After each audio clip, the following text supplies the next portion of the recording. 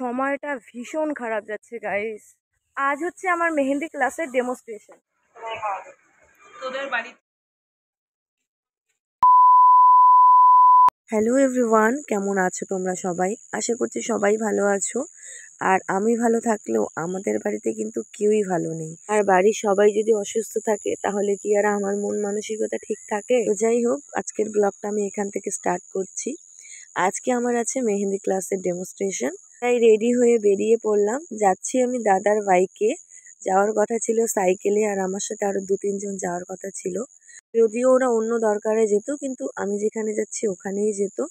পরে বাড়ি থেকে বের হয়ে দেখি দাদাও বাজারে যাচ্ছে, তাই দাদার বাইকে করেই চলে এলাম। আমি এসছি কিন্তু খগেনহাট গার্লস স্কুল যেটা আছে বানিয়াপাড়া, ওখানেই।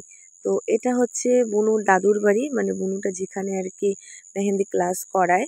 আমি একটু আগে চলে এসেছি, যেহেতু বাইকে এলাম, তাই একটু বসে বসে এখন ওয়েট করছি বুনুর জন্য। আর আমার টাইমে কিন্তু আমি মেহেন্দি ক্লাস একাই করি, অন্য সময় বুনু আরও মেহেন্দি ক্লাস করায়। বুনু কিন্তু কিছুদিনের মধ্যেই আবার একটা নতুন ব্যাচ শুরু করবে। তোমরা যদি কেউ মেহেন্দি শিখতে চাও তাহলে কিন্তু বুনুর সাথে যোগাযোগ করতে পারো। আর এখানে কিন্তু ডেমোস্ট্রেশনের জন্য আমরা কাউকে নিয়ে আসিনি, তো বুনু আমার হাতেই ডেমো দেবে।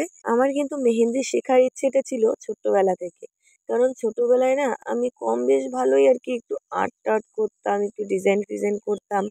সেই তখন থেকেই আমার ইচ্ছে ছিল যে আমি মেহেন্দি শিখবো। পরে যখন আস্তে আস্তে বড় হলাম তখন আর মাথায় মানে সেরকম কিছু ছিল না যে আমি মেহেন্দি শিখবো। তো তখন মোটামুটি ভালোই দিতে পারতাম, তো ভাবতাম যে না থাক, দিতে তো পারি, এটাই অনেক। পরে একটা সময়ের পর কি মনে হলো যে আমার তো মোটামুটি একটু হলেও আর কি ভালো এক্সপিরিয়েন্স আছে মেহেন্দি সম্বন্ধে, যদি শিখি তাহলে হচ্ছে আরো ভালো করে দিতে পারবো। তো তারপরে আর কি চলে এলাম বনুর কাছে শেখার জন্য।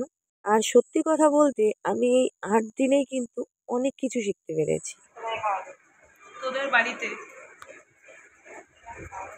ঘর থেকে বেরোলেই জানি মনটা একটু ভালো লাগে।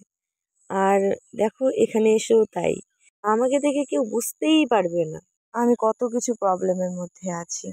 আসলে কি বলতো, আমি যদি সারা দিনও কারোর সাথে ঘুরি না, তাকে যদি আমি না জানাই এই এই ব্যাপার, এই এই প্রবলেম যার জন্য মন মেজাজ ভালো নেই, সে আমার সাথে থেকেও কিছুই বুঝতে পারবে না। কিন্তু আমি কাউকেই বলি না।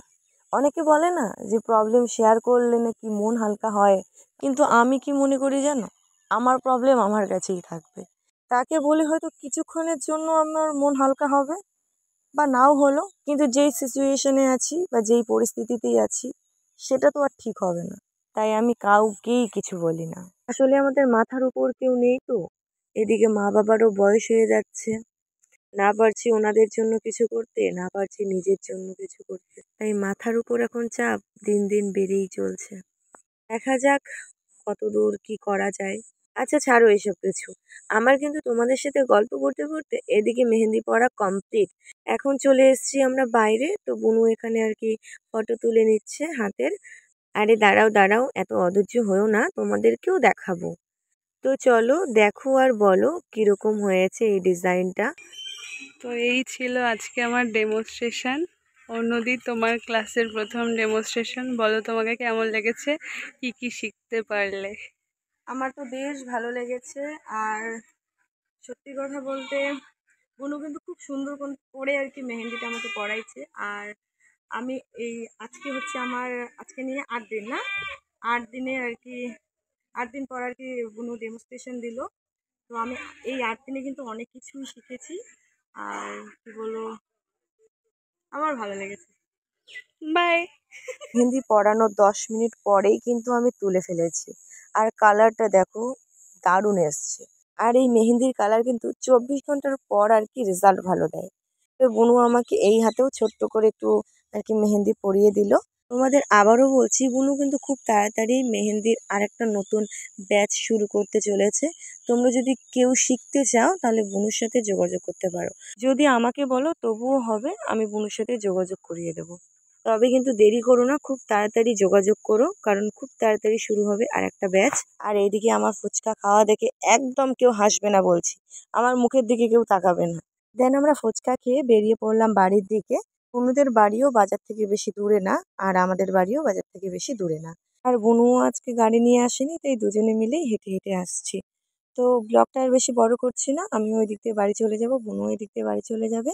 তো এখানেই শেষ করছি, দেখা হবে পরবর্তী নতুন কোনো ভিডিওতে। সবাই ভালো থাকবেন।